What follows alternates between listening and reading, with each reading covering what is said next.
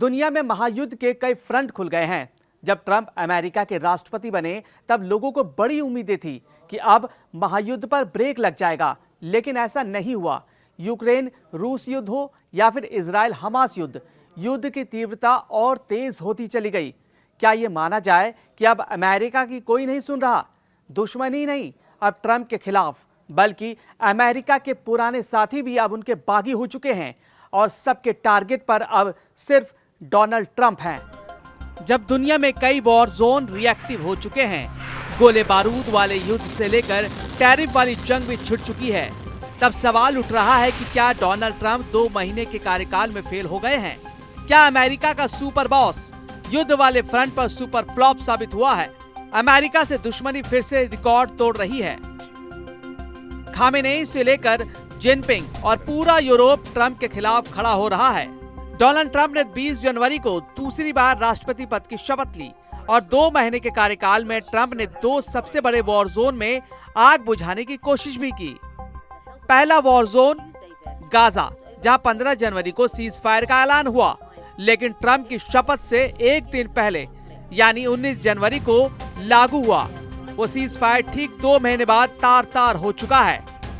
दूसरा war zone Ukraine, जहां Donald Trump ने बहुत मिन्नत और मशक्कत के बाद पुतिन और जेलेंस्की दोनों को 30 दिन के युद्ध विराम के लिए राजी किया, लेकिन ट्रंप कार्यकाल के 2 महीने के अंदर ही यूक्रेन में फिर भयंकर युद्ध शुरू हो चुका है।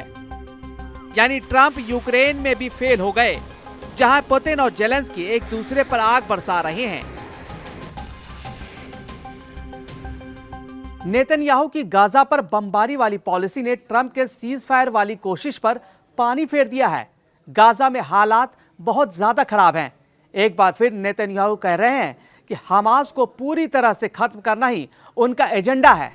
गाजा में भी ट्रंप नाकाम हो चुके हैं, क्योंकि इजराइल ने सीज फायर तोड़ डाला और 48 घंटे में हुई बमबारी में 700 से ज्यादा लोग मारे गए, लेकिन ट्रंप अब भी सीज फायर मूड में है। नेतन्याहू की गाजा पर बमबारी वाली पॉलिसी ने इजराइल की सेना फिर से उत्तर और दक्षिणी गाजा के बॉर्डर को लांघकर हमास को तलाश कर रही है। गाजा के बाद दूसरा बड़ा वॉर जोन यूक्रेन है। यहां जेलेंस्की ने जब से रूस के परमाणु अड्डे में पुतिन को हिलाने वाला धमाका किया है, पुतिन के काफिले की कार पर ब्लास्ट हुआ है, तब से यूक्रेन और रूस के बीच युद्ध विराम की गुंजाइश शून्य हो गई है। नेतन्याहू के टैंक बचे कुचे गाजा को फिर से रौंदने को तैयार है, लेकिन असली एक्शन में तो उनके फाइटर जेट हैं, जिन्होंने फिर से टनों बारूद की बरसात गाजा पर शुरू कर दी है। नेतन्याहू कह रहे हैं कि अब हमास से बात होगी तो बमबारी के साथ होगी। इस बात का सिग्नल पुतिन की तरफ से ट्रंप को भेज दिया गया है।